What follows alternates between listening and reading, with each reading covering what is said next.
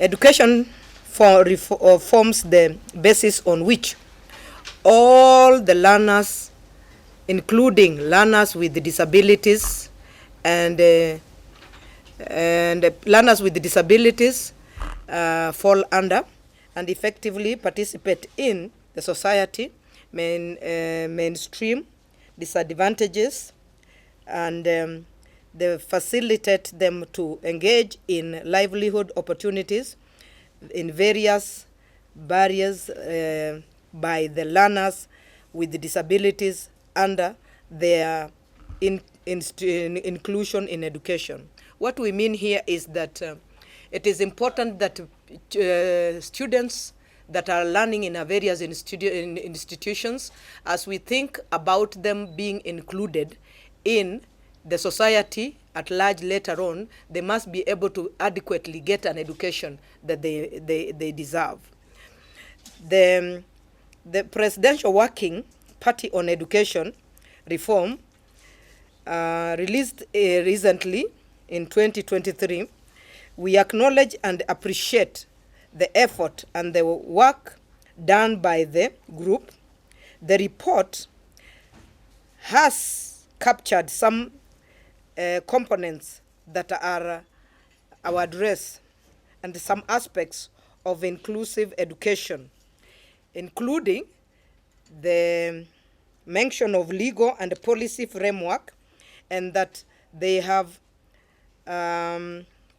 provisions to making sure that there is inclusion in education.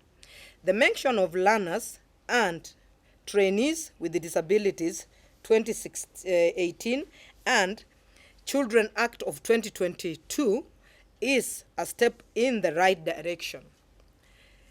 As the process to implement the report of the processes that have gone on in the Working Committee on Education takes place or begins, we are considering for you to make sure the following are done.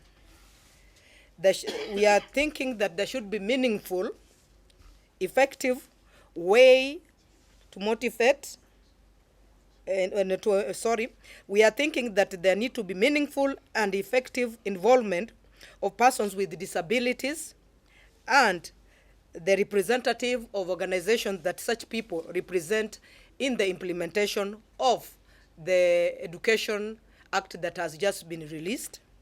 Number two, we are thinking of the mainstreaming of disability issues, and this includes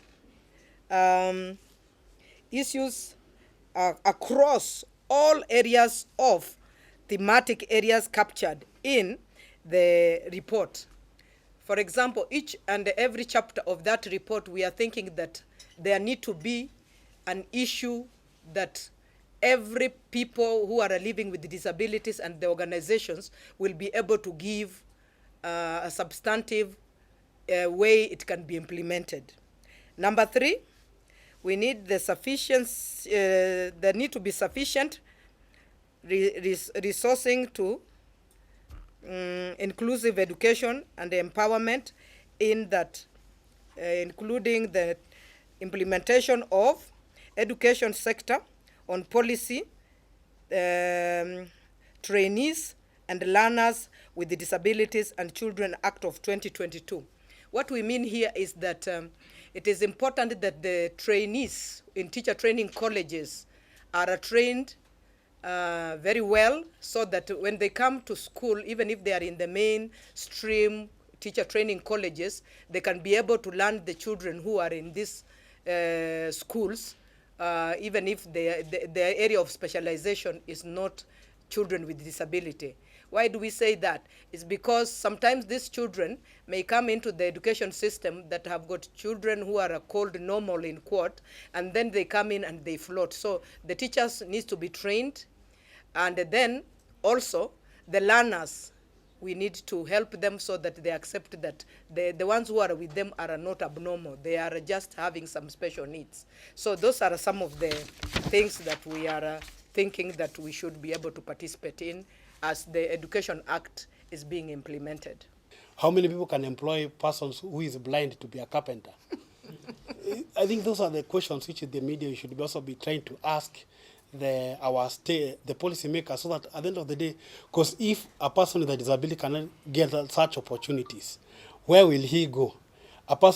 Maybe a person with a different type of a disability can get an opportunity, but how are we really trying to engage them so that they can also play a critical part in the economy and also ensure that they get that livelihood?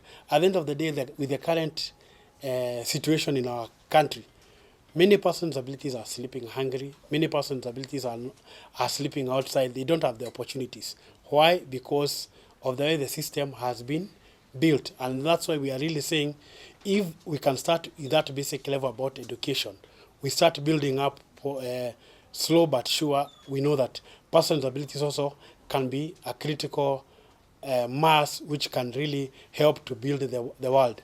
As we normally say, if you do some little bit of research, the third largest economy after America and China are persons with disabilities, because of maybe we require assistive devices, maybe we require transport extra, such things. If we are able to leverage in terms of such things, we can even make Kenya to become more, if we empower persons with disabilities, we can be a great resource. Thank you.